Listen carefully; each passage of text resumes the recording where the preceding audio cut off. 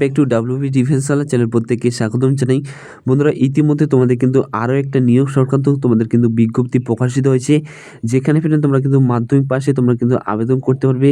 এবং এই যে ভ্যাকেন্সিটা রয়েছে, এই ভ্যাকেন্সিটা তোমাদের কিন্তু অনেকটাই তোমাদের কিন্তু এসএসসি বলো, তোমাদের কিন্তু আর্মি নেভি এয়ারফোর্স বলো, তোমাদের এসএসসি জিডির ক্ষেত্রে বলো, সেখান থেকে তোমাদের কিন্তু এই পোস্টের ক্ষেত্রে তোমাদের কিন্তু অনেকটাই তোমাদের কিন্তু সুবিধা রয়েছে।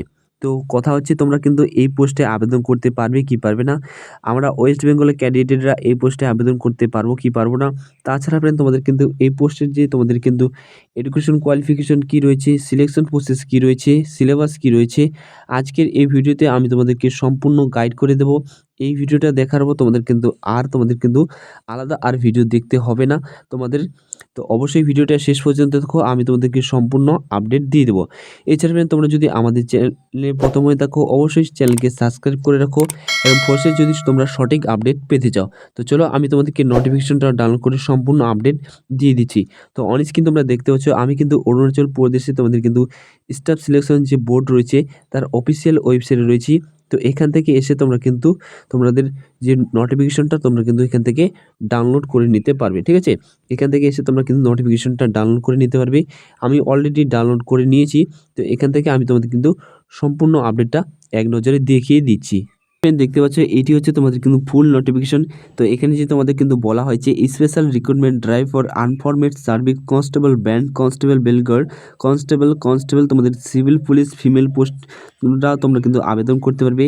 Constable civil police male, fireman এবং তোমাদের অ্যান্ড স্পেশাল টাইগার গার্ড, অর্থাৎ তোমাদের STPF কমব্যাট এক্সাম 2026। এবং অনলাইন অ্যাপ্লিকেশন তোমাদের যে শুরু হচ্ছে আগামী তোমাদের কিন্তু 23, অর্থাৎ তোমাদের কিন্তু আজ থেকে তোমরা কিন্তু আবেদন করতে পারবে। লাস্ট তোমরা কিন্তু 10 এপ্রিল পর্যন্ত আবেদন করতে পারবে। এবং টেন্টেটিভ যে তোমাদের এক্সাম রয়েছে, এক্সাম তোমাদের কিন্তু 10/5/2026 তোমাদের কিন্তু টেন্টেটিভ এক্সাম রয়েছে। এখানে তোমাদের কিন্তু জানিয়ে দেওয়া হয়েছে লাস্ট তোমাদের যে টেন্টেটিভ যে তোমাদের PET এবং PST যে তোমাদের কিন্তু কন্ডাক্ট করা হবে, সেটা কিন্তু তোমাদের কিন্তু 25/5/2026 তোমাদের কিন্তু টেন্টেটিভ তোমাদের কিন্তু ডেট দেওয়া হয়েছে। প্রথমে ফ্রেন্ড, আমি তোমাদেরকে বলে দিচ্ছি প্রত্যেকটা পোস্টের তোমাদের এডুকেশন কোয়ালিফিকেশন কতগুলি পোস্ট রয়েছে। শেষে আমি তোমাদের কিন্তু বলে দিচ্ছি কারা কারা তোমরা কিন্তু এই পোস্টে আবেদন করতে পারবে। তো অন স্ক্রিন তোমরা দেখতে পাচ্ছ তোমাদের কনস্টেবল ব্যান্ড যে তোমাদের রয়েছে, কনস্টেবল ব্যান্ড অর্থাৎ তোমাদের যে ব্যান্ড যে বাজায় তাদেরকে বলা হচ্ছে কনস্টেবল ব্যান্ড। তো লেভেল 3 অনুযায়ী তোমাদের কিন্তু SSC জিডির মতনই তোমাদের কিন্তু সেম বেতন রয়েছে। পে লেভেল তোমাদের কিন্তু সেম রয়েছে, 3 অনুযায়ী তোমরা কিন্তু বেতন পেয়ে যাবে। তোমাদের যে রয়েছে অন্ধ্রপ্রদেশ ST, অর্থাৎ অন্ধ্রপ্রদেশে যে ST প্রার্থী রয়েছে তাদের ক্ষেত্রে তোমাদের কিন্তু 39টি ভ্যাকেন্সি রয়েছে। এবং UR এর ক্ষেত্রে তোমাদের কিন্তু 5টি ভ্যাকেন্সি রয়েছে। টোটাল মিলিয়ে তোমাদের কিন্তু 44টা রয়েছে। এবং এক্স সার্ভিসের জন্য তোমাদের 6টি ভ্যাকেন্সি রয়েছে। কনস্টেবল তোমাদের কিন্তু বেলগার, অর্থাৎ যারা তোমাদের বাঁশি বাজায় তাদেরকে যে তোমাদের টোটাল ভ্যাকেন্সি রয়েছে 2টি তোমাদের কিন্তু অন্ধ্রপ্রদেশ ST প্রার্থীদের জন্য রয়েছে। এবং টোটাল তোমাদের কিন্তু 2টি ভ্যাকেন্সি শুধুমাত্র রয়েছে। কনস্টেবল তোমাদের যদি IRB পোস্টে আবেদন করতে চাও, সেক্ষেত্রে তোমাদের অন্ধ্রপ্রদেশ তোমাদের ST প্রার্থীদের জন্য 185টি তোমাদের কিন্তু ভ্যাকেন্সি রয়েছে। UR ক্ষেত্রে তোমাদের 51টি ভ্যাকেন্সি রয়েছে। টোটাল মিলিয়ে তোমাদের কিন্তু 236টি ভ্যাকেন্সি রয়েছে। কনস্টেবল তুমি যদি সিভিল পুলিশ ফিমেলরা আবেদন করতে চাও, সেক্ষেত্রে তোমাদের কিন্তু তোমাদের অন্ধ্রপ্রদেশ ST প্রার্থীদের জন্য 115টি ভ্যাকেন্সি রয়েছে। URদের জন্য তোমাদের কিন্তু 55টি ভ্যাকেন্সি রয়েছে। টোটাল মিলিয়ে তোমাদের কিন্তু 170টি ভ্যাকেন্সি রয়েছে। কনস্টেবল সিভিল পুলিশ মেল পোস্টে যদি তুমি আবেদন করতে চাও, সেক্ষেত্রে তোমাদের অন্ধ্রপ্রদেশ ST প্রার্থীদের জন্য তোমাদের কিন্তু 194টি ভ্যাকেন্সি রয়েছে।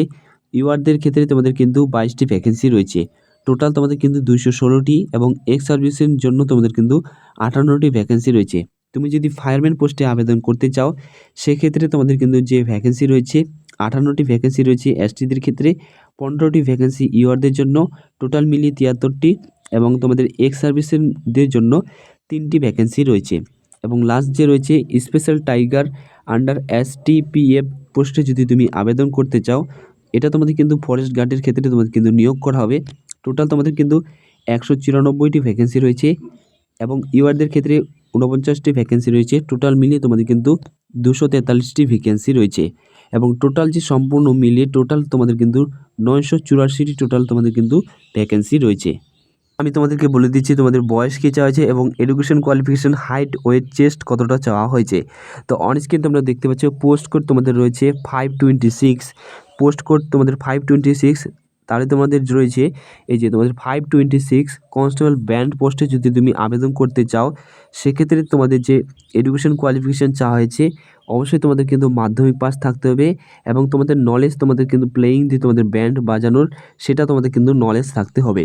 এবং ফিজিক্যাল স্ট্যান্ডার্ড ক্ষেত্রে যে তোমাদের কিন্তু চাওয়া হয়েছে টোটাল মিলিয়ে তোমাদের কিন্তু 165 সেন্টিমিটার তোমাদের কিন্তু হাইট চাওয়া হয়েছে জেনারেলদের ক্ষেত্রে, এবং অন্ধ্রপ্রদেশ তোমাদের এসটি প্রার্থীদের জন্য তোমাদের কিন্তু 160 সেন্টিমিটার তোমাদের কিন্তু হাইট চাওয়া হয়েছে।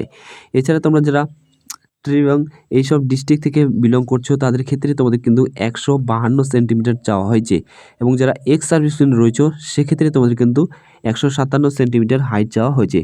এবং নর্মাল তোমাদের কিন্তু প্রত্যেকেরই অবশ্যই 79 সেন্টিমিটার তোমাদের কিন্তু চেস্ট থাকতে হবে, এবং লাস্ট তোমাদের কিন্তু যে 5 সেন্টিমিটার তোমাদের কিন্তু চেস্টে তোমাদের কিন্তু ফুলাতে হবে। এবং ফিজিক্যাল স্ট্যান্ডার্ড টেস্টের ক্ষেত্রে তোমাদের যে রানিং করতে হবে 100 মিটার তোমাদের কিন্তু রানিং করতে হবে 16 সেকেন্ড তোমাদের কিন্তু সময় দেওয়া হবে।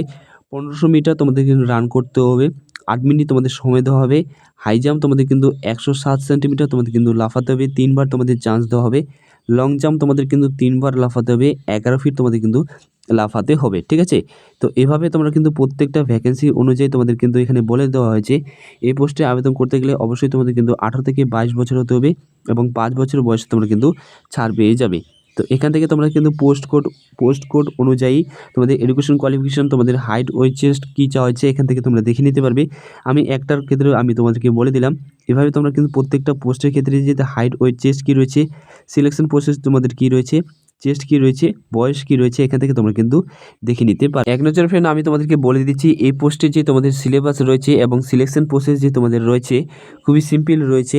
তো অন স্ক্রিন তোমরা দেখতে পাচ্ছ তোমাদের যে সিলেবাস রয়েছে জেনারেল অ্যাওয়ারনেস তোমাদের কিন্তু 50টা কোশ্চেন থাকবে, জেনারেল ইন্টেলিজেন্ট রিজনিং তোমাদের কিন্তু 50 নম্বরে থাকবে, অ্যারিথমেটিক তোমাদের কিন্তু ম্যাথের থেকে তোমাদের 50 কোশ্চেন থাকবে এবং ইংলিশ থেকে তোমাদের কিন্তু 50।